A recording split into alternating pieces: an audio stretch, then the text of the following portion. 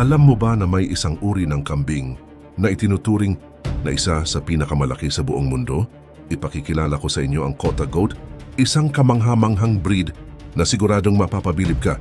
Ang Kota Goat, na kilala rin sa tawag na Kota Brown Goat, ay nagmula sa India, partikular sa Rajasthan, sa distrito ng Kota kung saan nakuha rin ito ang pangalan. Kilalang kilala ang lahing ito dahil sa laki at taas ng katawan.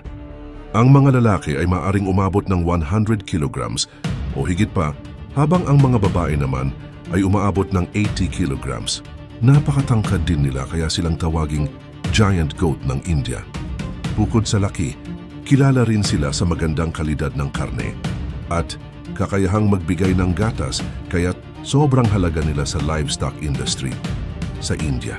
Pero tandaan, kahit malalaki sila, mababait at madaling alagaan ang mga Kota Goats.